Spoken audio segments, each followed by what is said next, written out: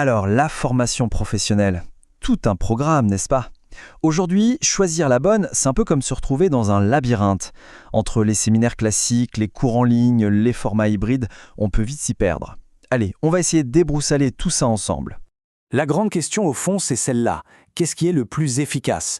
Est-ce qu'on privilégie le contact humain, les échanges directs qu'on a dans une salle, ou est-ce qu'on mise tout sur la flexibilité incroyable qu'offre le numérique? C'est précisément ce qu'on va décortiquer. On va commencer par les fondamentaux. Le modèle que tout le monde connaît, celui qui a fait ses preuves depuis des lustres, la formation en présentiel. C'est vraiment l'option qui place les relations humaines au cœur de l'apprentissage. Le présentiel, c'est simple. C'est une rencontre. Les formateurs, les apprenants, tout le monde est dans la même pièce, au même moment. Et c'est cette proximité physique qui change tout. Ça permet des échanges spontanés, de capter le non-verbal, bref, toute la richesse d'une vraie conversation. Et là, on touche directement au dilemme du présentiel. D'un côté, on a cette dimension humaine qui est juste inégalée.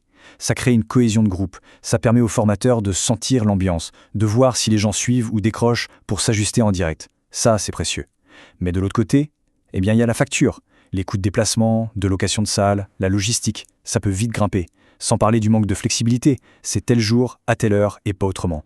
Bon, maintenant, passons à ce qui a complètement rebattu les cartes ces dernières années. L'apprentissage à distance. C'est la grande révolution de la flexibilité, rendue possible bien sûr par la technologie. Mais attention, petite précision qui a toute son importance. Quand on dit formation à distance, c'est un peu un terme fourre-tout. En réalité, derrière ce mot se cachent deux grandes approches qui sont très différentes. Voilà, c'est ça la distinction capitale. D'un côté, le synchrone. Pensez classe virtuelle. Tout le monde est connecté en même temps, en direct, devant son écran. Ça ressemble au présentiel, mais à travers une caméra.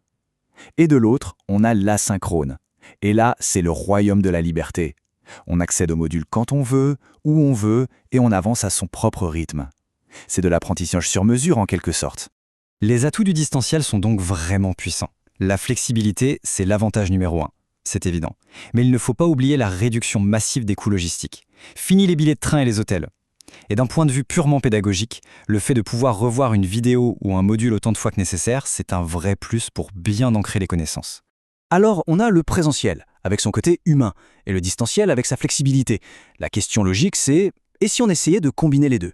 C'est exactement l'idée derrière l'apprentissage hybride, qu'on appelle aussi « blended learning ».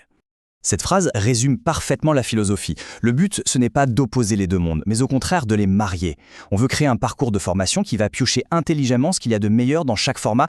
Et concrètement, ça peut ressembler à ça. Imaginez, on commence par acquérir la théorie en ligne, chacun à son rythme. Ensuite, on se retrouve tous en salle pour un atelier pratique, pour collaborer, pour échanger.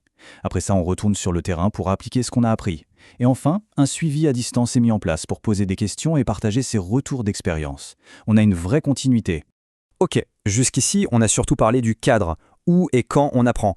Maintenant, plongeons un peu plus dans le comment. Quelles sont les techniques, les méthodes concrètes qu'on utilise pour faire passer le message? L'étude de cas, c'est un grand classique, mais c'est toujours aussi efficace. Le principe est simple. On soumet aux participants une situation professionnelle réaliste, un problème concret.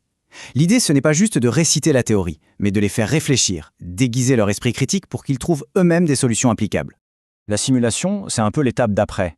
C'est l'apprentissage par l'action, mais dans un environnement sécurisé. On peut s'entraîner à manipuler un nouveau logiciel ou à mener un entretien difficile sans aucune conséquence réelle. On peut se tromper, recommencer et surtout, on reçoit un retour immédiat pour comprendre ce qui a fonctionné ou pas. D'ailleurs, l'e-learning d'aujourd'hui, ça a bien changé. On est loin des simples diaporamas un peu austères.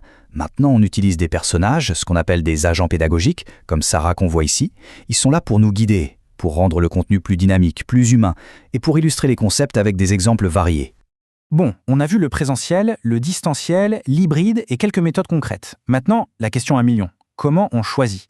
C'est le moment de tout rassembler pour y voir plus clair.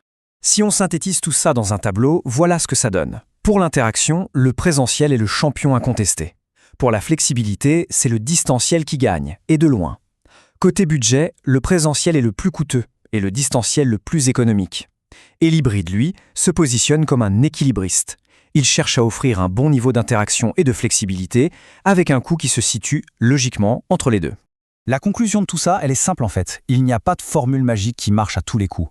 Le meilleur choix, la bonne formule, ce sera toujours celle qui est la plus adaptée aux objectifs précis de la formation, au budget disponible et bien sûr au profil et aux besoins des personnes qui vont la suivre. Et ça nous amène à une dernière réflexion pour regarder vers l'avenir. Avec l'intelligence artificielle qui déboule, la réalité virtuelle qui se démocratise, le monde du travail qui se réinvente, à quoi ressemblera la formation demain? Sera-t-elle encore telle qu'on la connaît? Difficile à dire. La seule certitude, c'est qu'elle devra continuer à évoluer encore et toujours. Merci de nous avoir suivis.